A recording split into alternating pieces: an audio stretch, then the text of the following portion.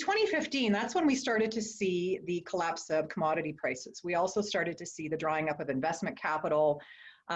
We started to see pipeline access getting blocked, and we also started to see the layoffs starting to occur in some of the larger organizations in Alberta.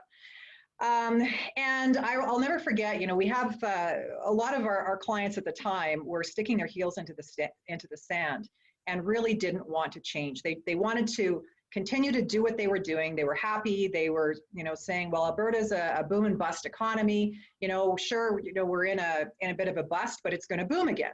And I tried to convince them at the time that, you know, you shouldn't be just hanging your career on prospective guesstimates with respect to what's going to happen with the economy. I mean, that's a slippery slope. It can be very dangerous.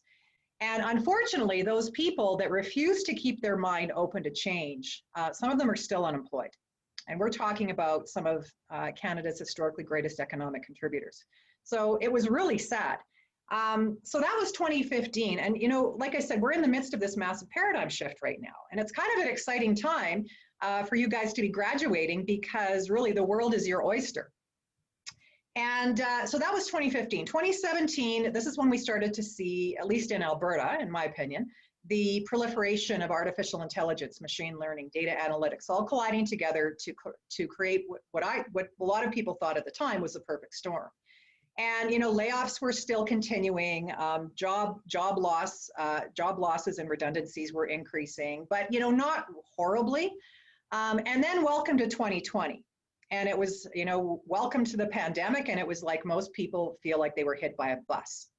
And they didn't know what to do. They were completely lost. They didn't know how to navigate through this storm. They didn't know, and we still don't know how long this storm is going to last. But just as with everything, just as businesses have had to, you know, automate at record speed, essentially when the pandemic hit, we saw 2 years of digital innovation happen in probably two months.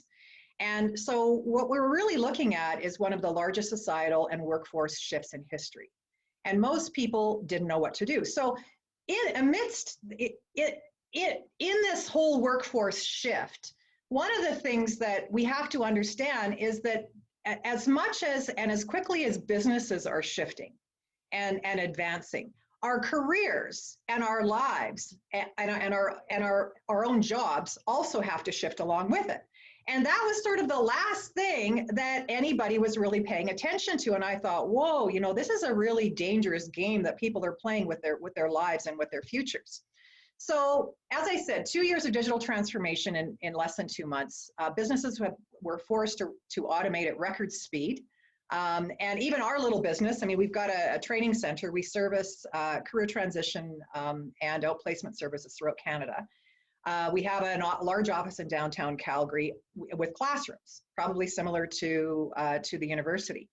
And within 2 weeks, I mean, we have a contract. One of our contracts is with Alberta Labor, and they basically forbade us to have anybody in our facility because of COVID.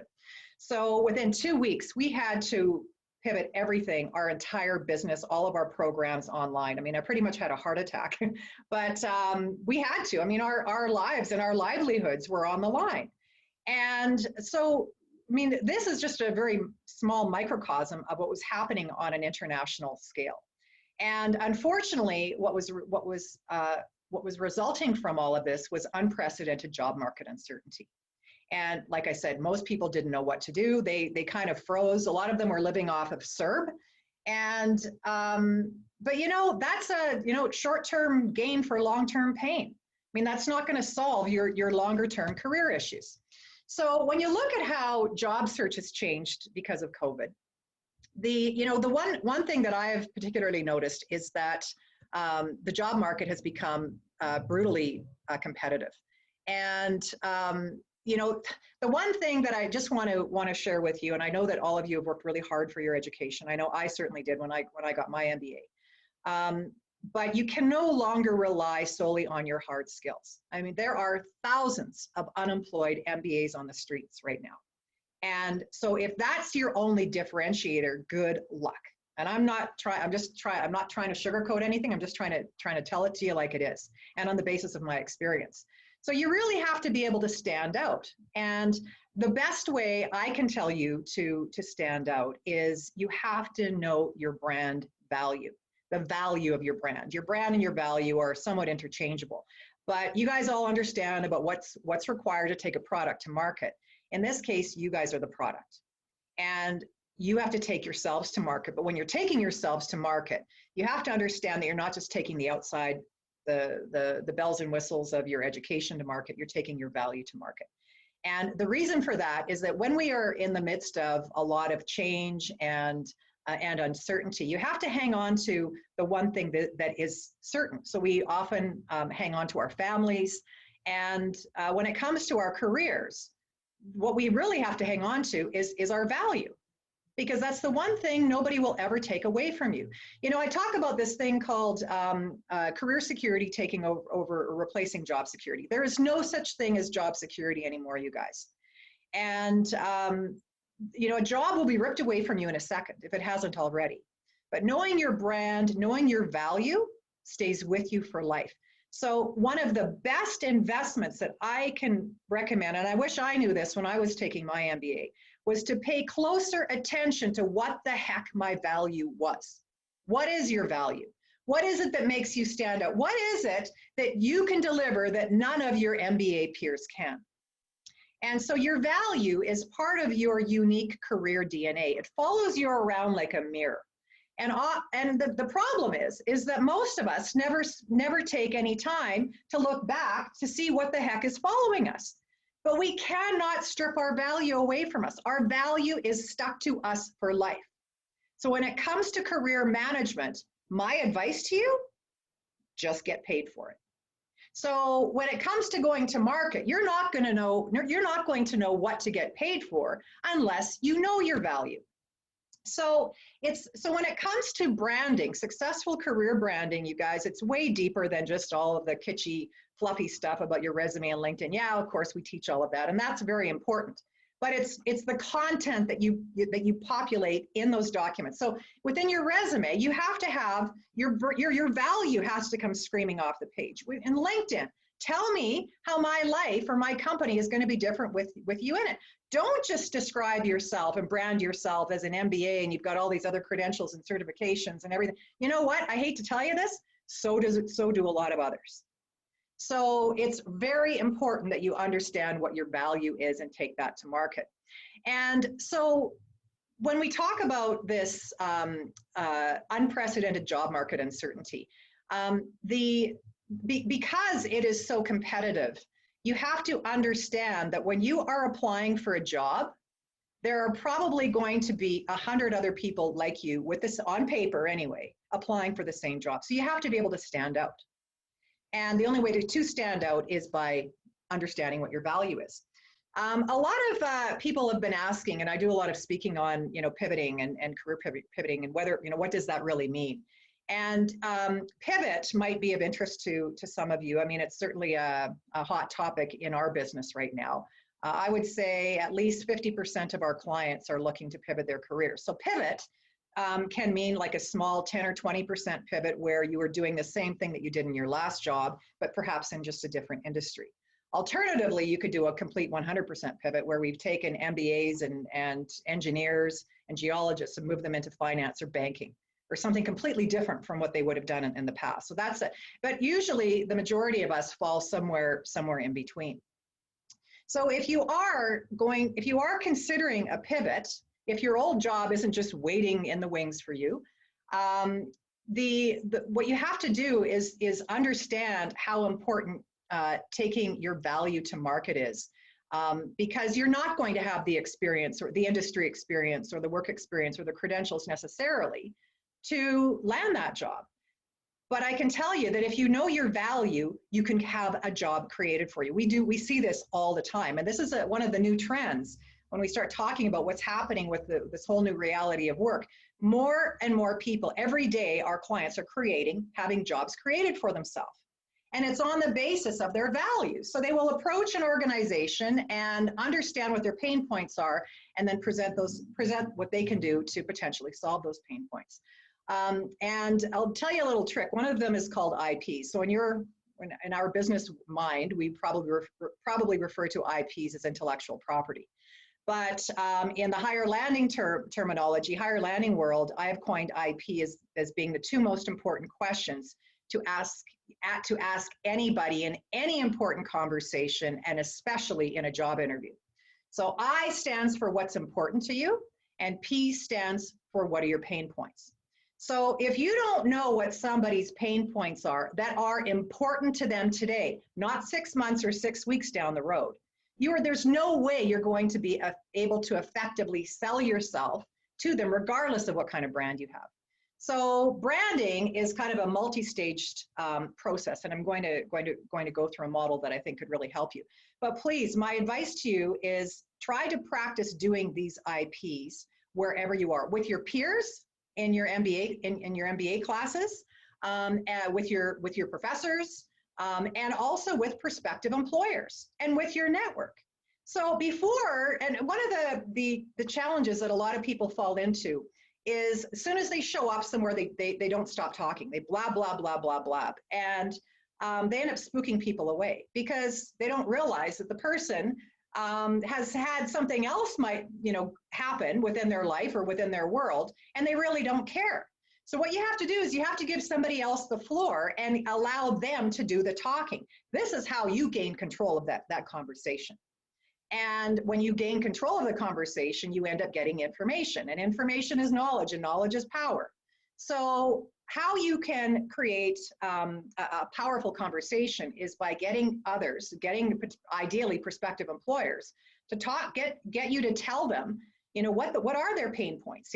What's keeping them up at night? What is, if there was one thing that they could get off their plates right now that would let them sleep at night, what would that be? What would nirvana look like if what would success look like to them 3 months from now? And so once you understand what their pain points are that are important to them today, not 6 months from now, today, that is when you are in the driver's seat. And then you can determine yourself whether or not you see a void that you can potentially fill. Is there a pain point that you could potentially fill? If there's not a pain point there that you can fill, you shouldn't be there. Or if you can't fill it, maybe you can recommend somebody and show your value by being a helpful person that way. So IPs are something that I think everybody should be doing in any important conversation. And then a lot of us talk about, okay, well, I just want more money. Okay, well, that's fine. But, my advice to you is, okay, well, I'll tell you, the only way to attract more money or to attract any kind of money is to create value that money's going to pay for. And the value that money paid for pre-COVID is different than it is during COVID. And it's going to be different post-COVID. So this is why understanding somebody's pain points are so important. And once you land, you guys, make sure you're doing IPs with your colleagues and with your bosses every week, if not every day, because their pain points are going to change. Look what happened during the pandemic. Most of our pain points were very different in February of last year versus what they are today. So the same thing is happening. This is why there have been so many layoffs and so much turmoil and churning within organizations and their headcounts, is because their pain points are changing. So if you understand what their pain points are, then you will become indispensable, because you're going to be in the position of power to be able to solve those pain points. So, and don't just assume that because a pain point is a pain point today, that it's going to stay the same tomorrow and next week and next year. No. We are in a world, and you guys should be I'm sure you know this from all of your classes, that the only constant right now is change. And we are in a state of unprecedented change right now. And it's continuing to speed up. So please, you have to understand the lay of the land, what's going on in organizations, what's going on in people's lives. And so my advice to you, the best way to do that is to know their IP. Okay, so where does that leave you? So what is your brand and what is your value? And I interchangeably use these words. And when I talk about branding, I'm not just talking about, like I said, the external pretty stuff. I'm talking about the meat and potatoes behind the facade, which I refer to as your value. So ask yourself, what value do you bring to an employer? Because value, you guys, is replacing hard skills in today's job market. And remember, your value is the only constant in your life, especially during these chaotic times. It's going to stay with you for life. And like I said, career security, therefore, is replacing job security. But the only way to have that career security is to know your value or your brand, or as I call it, your secret sauce, because that is the one thing nobody will ever take away from you. And it is part of your unique career DNA. And so it kind of starts with, okay, well, asking yourself, well, who am I? You've only got 5 seconds, like I said, to make it clear what your value is to somebody. And if they don't remember it, they're not going to be able to refer you. And if they can't refer you, they're not going to help you.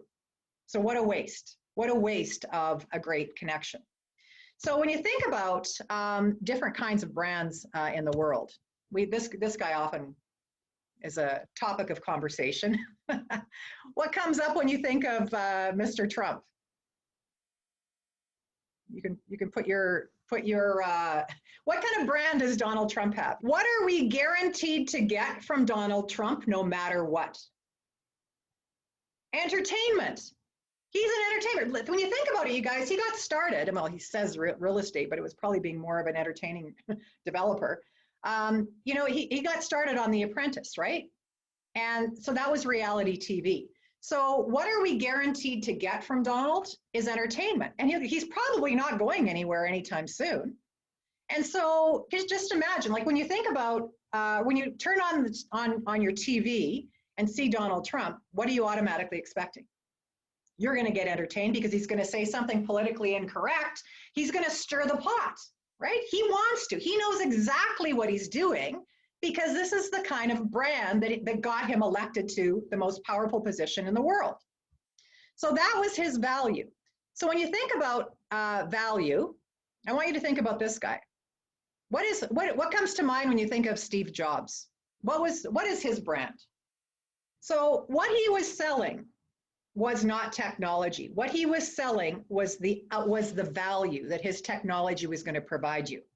And that value was the experience. And that experience was the fact that you buy my product, any kind of product from me, I'm going to make your life easier. Your life is going to be easier with any of my Apple products. See, look at how simple they look, right? Everything's sleek, pretty, cool, right? But what he was really marketing was the user experience of making your life easier. And then he just made it cool to have an easier life. So he was branding himself beautifully. So when it comes to you guys, I don't want to see you branding yourself as, you're a really loyal, strategic, analytical, whatever. I'm telling you, those guys are a dime a dozen. What I want to see is the output of you. What is it that I am guaranteed to get? So if you're really strategic and if you're a good leader and if you're a really, really analytical person, okay, what am I guaranteed to get? How is my life going to be different with you in it? Steve Jobs is going to make my life easier. What are you going to do for me? So what is somebody guaranteed to get regardless of where you are, whatever, because that is part of your brand. And that is what you should be taking to market. So if you're going to let somebody sleep at night, or if you're going to create harmony, or if you've got the ability to nurture things or make people feel better, then that is what you have to brand. And so I'm going to take you through a bit of a model to show you how to do that in a minute. And it really comes down to, well, what is it that makes you different? And this is so it involves a self-discovery process, you guys, that's sort of like peeling away the layers of an onion. And it's, the more you peel, the clearer you're going to get as to what your value is. One of the best questions that I love, and it's a bit controversial, but that's what I am. I'm a bit of a disruptor, and I don't care. But ask yourself, if there's anything in the world, anything that you've ever done at work, or it doesn't even have to be at work, that you might have gotten in trouble for, where if the same situation were to repeat, you'd do the same thing again. Can anybody think of something? So you have to understand that your brand, your value is not for everybody. So somebody that just wanted to have, a bunch of problems and the truth swept under the carpet is not going to like somebody like me, because I'm going to lift the carpet up and I'm going to show you what's underneath that rug. And so the same thing happens to you. So it's understanding, what your value is, and then secondly, who is going to appreciate it. Because if you don't understand what your value is, it's going to be next to impossible to take yourself to market. So that's a really good question. If you can think of something that you might have done at work or wherever that's got you into trouble, where you do the same thing again if the same situation were to appear, that not only is your value coming out, that is what you should be doing more of. Please remember that. All right, so here is a three-stage transformation process that I developed. And we've probably put, over 2,500 professionals through our program following this process. And it's essentially a change management process, which you guys have probably studied a lot of. But this is meant for helping people like you manage your careers. So the first stage, and it's very much like taking a product to market. So you guys all understand that terminology really well. So I want you to imagine yourself as though you were a product that was going to market. And I want you to think of there being 3 steps that are required in order to take yourself to market. And this applies to any product, by the way. Number 1, you got to know what the product is. And I'm really dumbing it down. But number 1, you have to know what the product is. Number 2, you got to package it up, right? You got to brand it, you got to package it up. The last thing you do is you take it to market in that order. And where most people fall down is they race to market and they are not ready. And so our program, we take people through the program in about 3 months, 10 weeks, 3 months. And so it takes about 2 months just to really get ready to go to market if you really want to rock your career and land higher, as I call it. So in the first step, and I'm going to take you through an exercise to help you do this first step in a minute. So the first step is transition. So this is a self-discovery process. And what you have to do is you have to understand what is it about the product that makes it so unique, so special, so different. I mean, if you guys were all hired to take the latest iPhone to market, what would you want to ask? What would you be asking me? What's the first thing you'd want to know about it?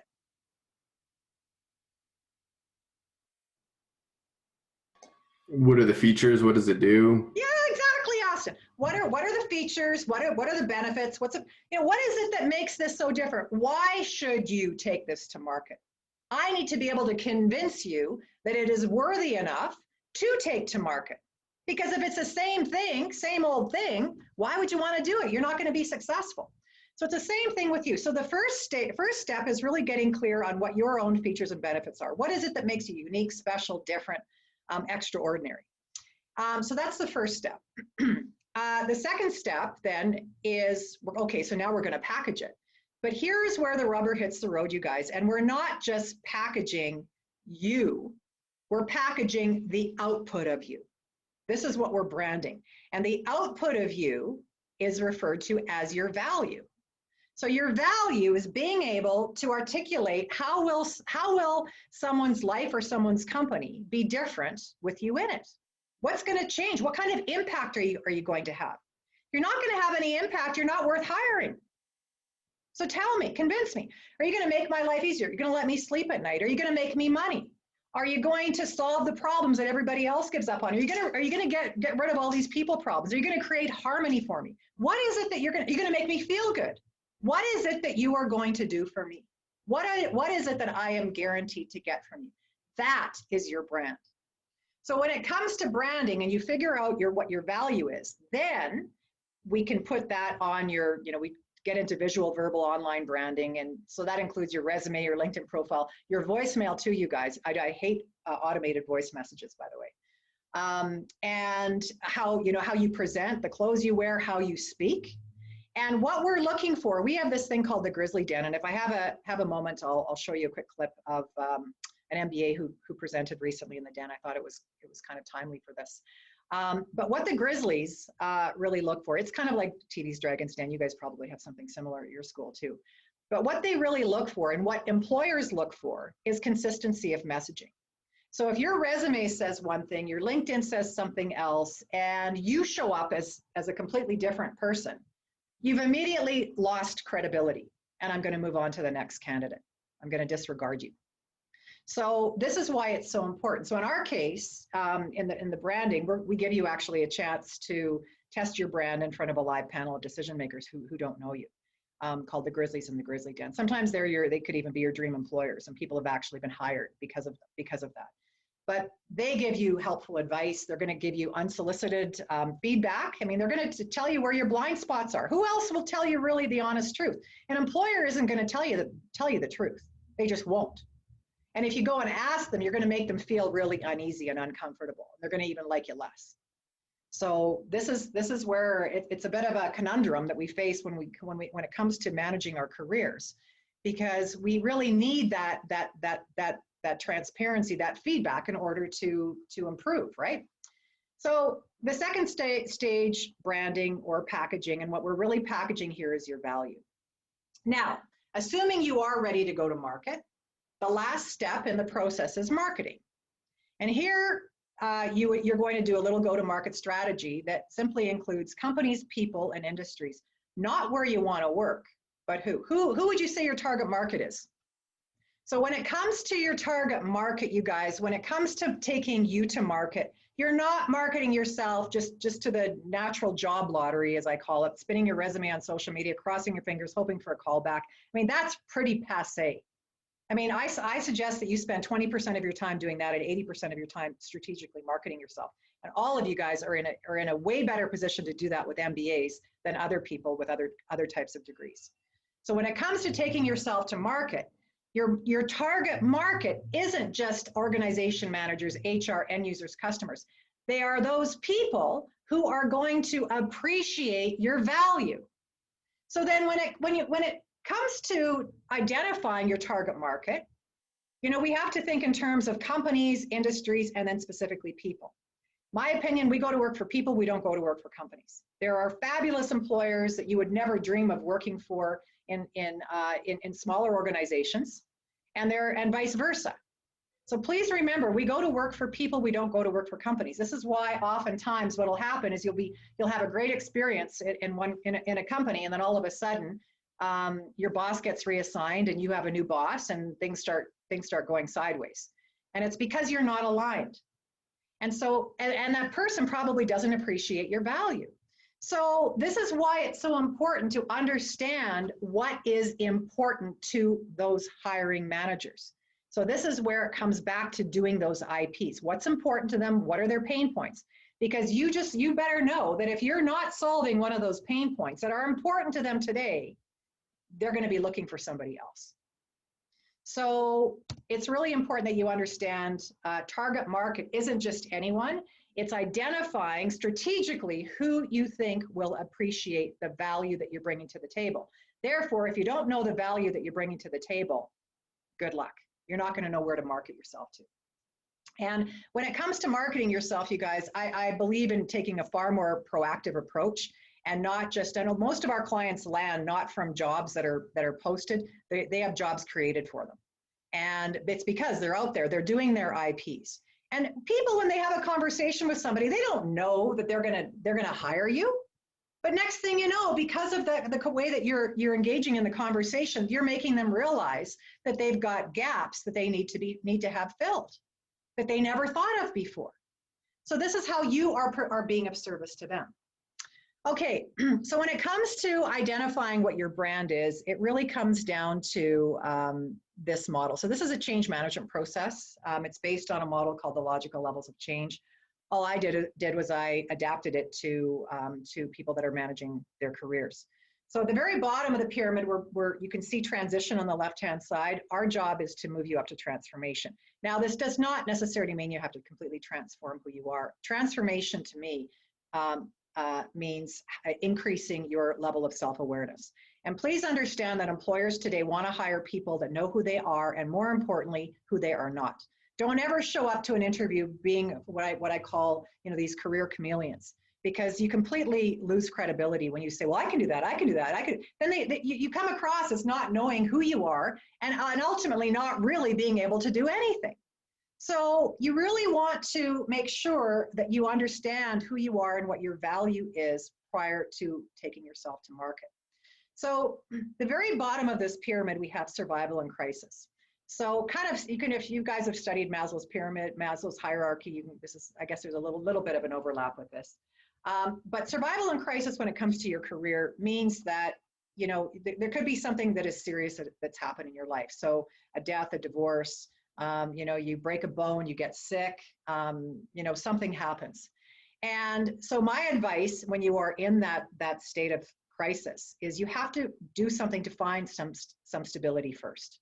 That's not any time to be thinking strategically about anything. If you have to go out there and get a survival job, no one's going to judge you for it.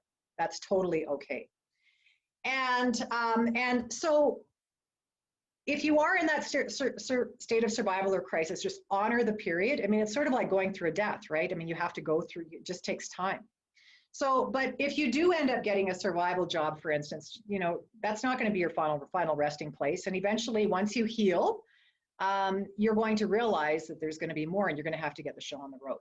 So where we start everybody in our program is abilities and skills. And this is where you ask yourself, what is it that you can do? So this is, I would say, where 95% of professional job seekers are stuck. And when I say that, they're stuck because they are continuing to spin their resume out on social media, playing that job lottery, spitting their resumes out over and over and over again, and they don't get any calls back. And it's because everybody else is doing the same thing. It is far too competitive. They're purely marketing themselves on the basis of their hard skills. You guys, it is way too competitive out there, especially in this province, for you to get away with just marketing yourself on some great technical skill that you have. So what is important though, I mean, you have to do an inventory of your hard skills, of course, but that's a small part of it. What you also have to do is look at your soft skills. So your soft skills are those parts of your personality that nobody will ever take away from you. So they could be creativity, learnability, the ability to think out of the box, be funny, great sense of humor, things like that. Those are your soft skills. I often say that, you'll get, your hard skills might get your foot in the door to an interview, but it's your soft skills that are actually going to get you hired. So it's really important when you are branding yourself that you do not fall into the trap of just marketing yourself solely on the basis of your hard skills, because you guys are far more than that. Okay, so then the next level of this pyramid is where we take the step of connecting your head to your heart. And, it's funny, when I started Higher Landing, I was really embarrassed to use that heart word. And then I realized, well, I mean, that's really who I am. And, I have to start practicing what I'm preaching. Otherwise, I'm not going to be able to be authentic. So what I realized is that there isn't any successful person on the planet probably that hasn't made the journey from here to here. And I'm not going to say that it's an easy one, but it's probably, and I would encourage you to take it, because it will probably be one of the most valuable journeys you will ever make in your life. And so where we start with it is, I mean, you guys have to give yourself permission to go here. But when it comes to your interests and passions, ask yourself, what is it that you love to do? What is it that gets you excited to jump out of bed in the morning? What is it that makes your heart sing? What is it that you do that makes you lose track of time? And it could be anything in your social life, your professional life, your family life, whether you like to play with your dogs, kids, put puzzles together, or whatever. Sorry, I'm just going to mute you. Hang on a second.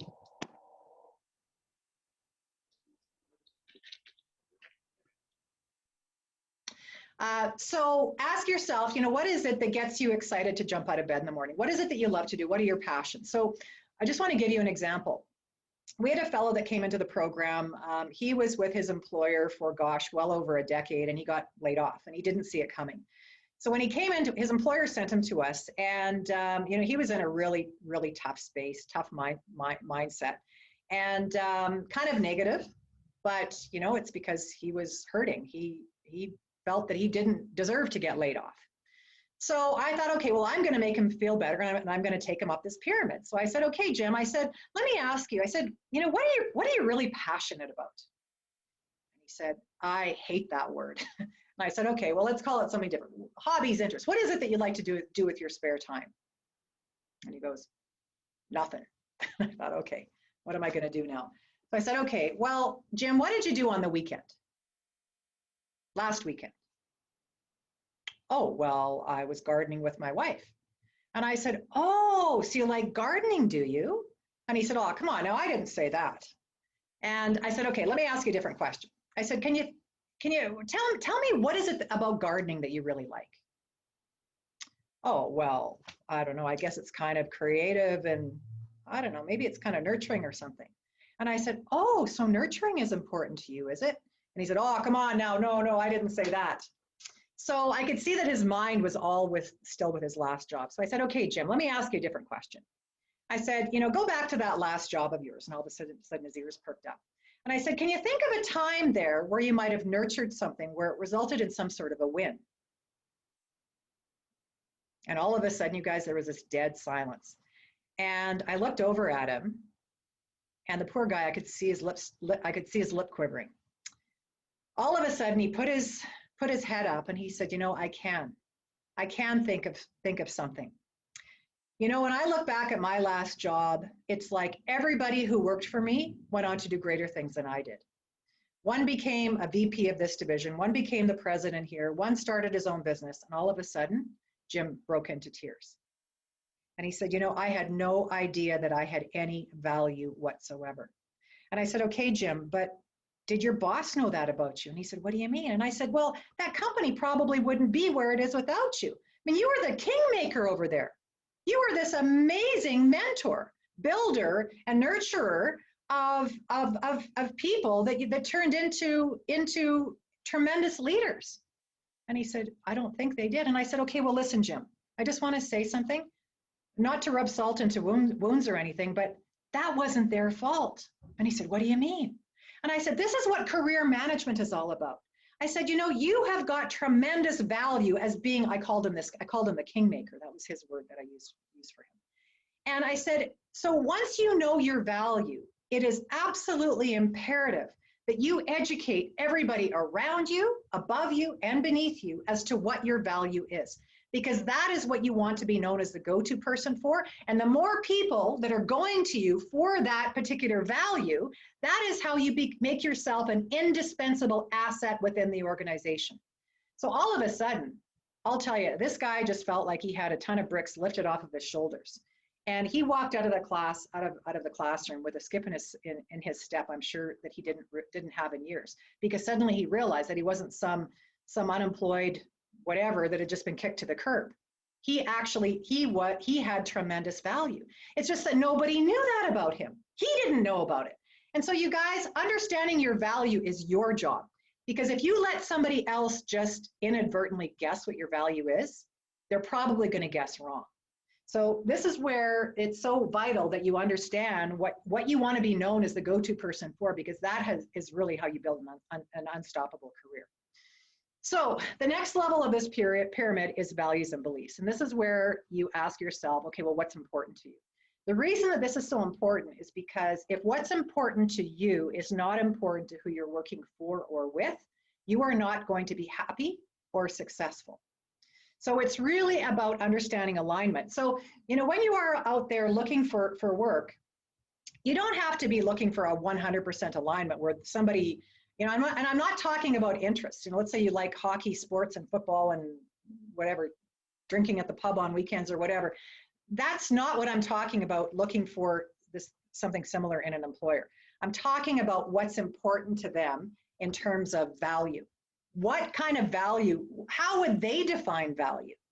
Because if you can't deliver on that, you are not going to be happy or successful. And I don't care how hard you try, it's just going to get worse and worse until the wheels start falling off the bus. Something's going to happen. So this is why it's so important that you understand what is important to you.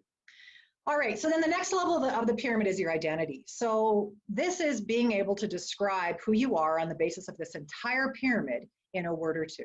So as I was talking about the example with Jim, I called him the kingmaker. Other examples we've had, somebody call himself MacGyver and the Navy SEAL. And I'll tell you, these words can be so powerful. And, you know, don't use some kitschy word that you wouldn't put on your resume. If you're not going to put it on your resume, then pick something else. But part of our program is actually helping people go to market. And I'll never forget, we had this engineer in the program, and we called him the Navy SEAL. And he had this track record of, he had an MBA too, actually. He was an engineer MBA. And he had this track record of being dumped into third world countries around the world to turn around their lost operations. And so as we learned his story, you know, he had been held up at gunpoint in these dangerous countries like Algeria, Libya, whatever. And he had been held up at gunpoint, and he knew how to use a gun, and he had been thwarted a couple of kidnappings. I mean, this guy was a tough guy, but you'd never know it because he was such a soft soul, or so it appeared. So, you know, we were in class, we were doing a lot of collaboration and trying to come up with a brand for him. His name was Steve.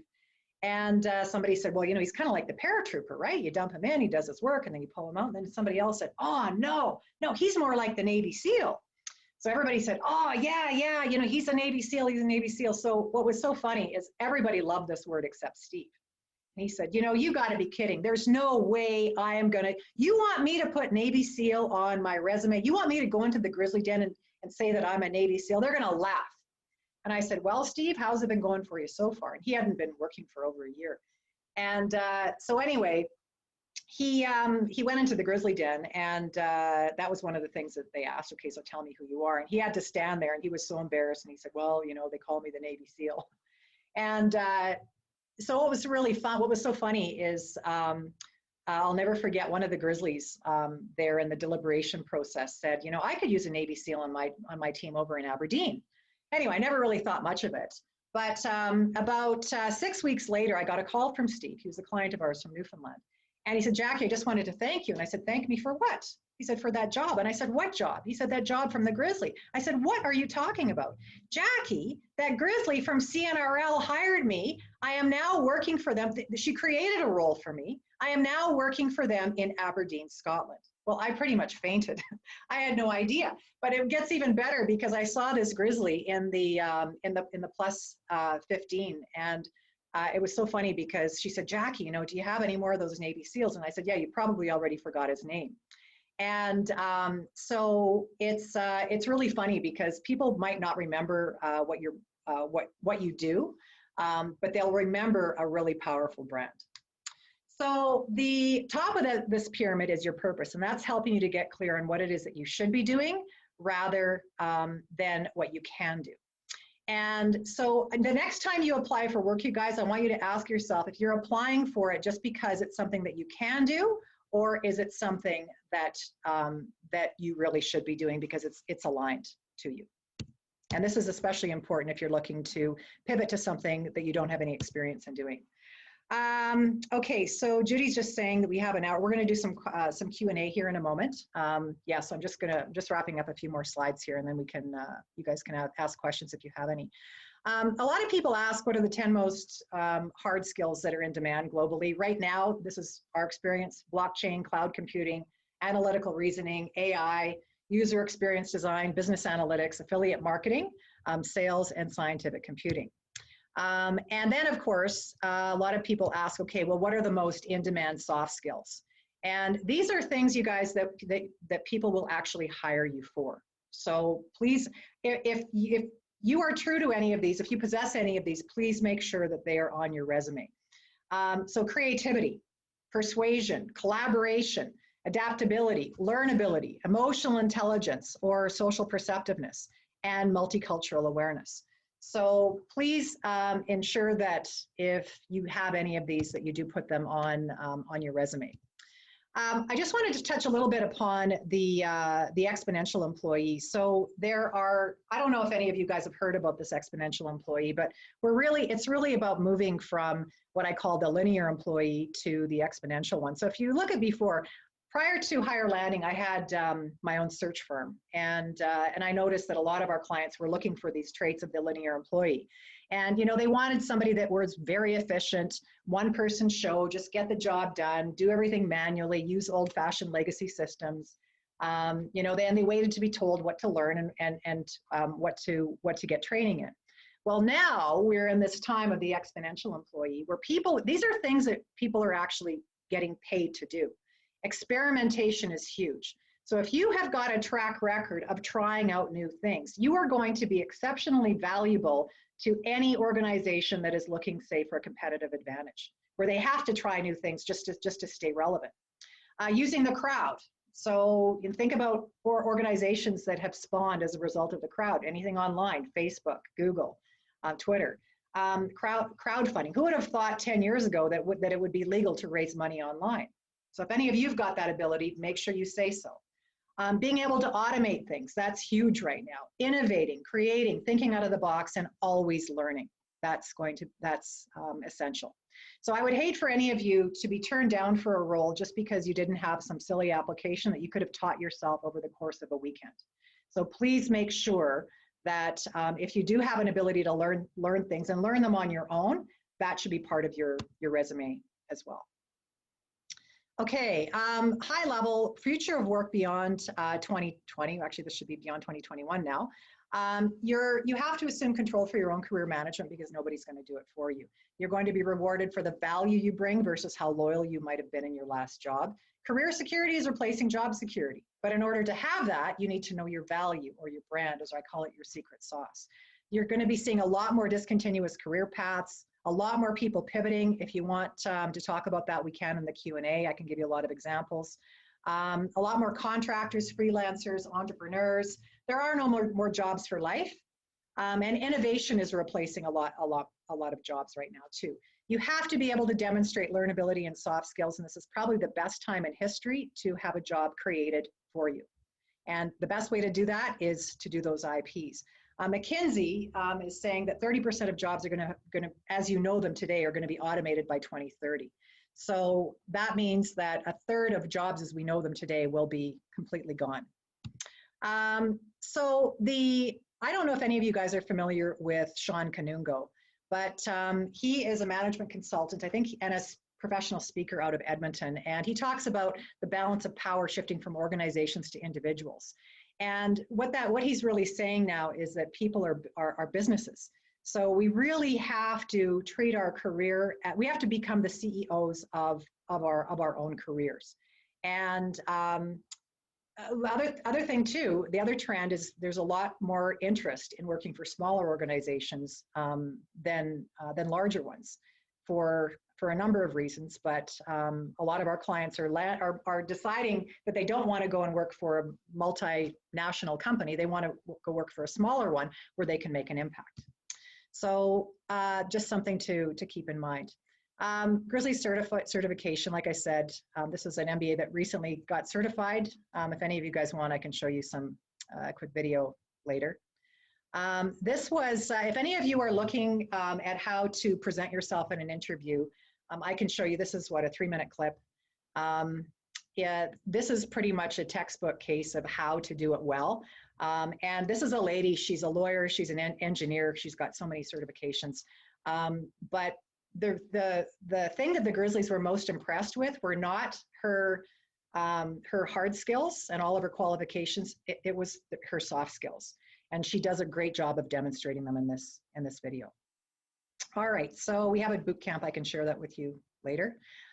If any of you are interested in any of our programs, we have a special discount. I created a discount just for you. It's MBA 2021. And so if you use that code and you decide that you want to attend any of our programs, they're on our website. Just type in that code, and it's good until the end of, I think, May.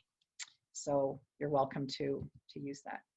Okay, any questions, you guys?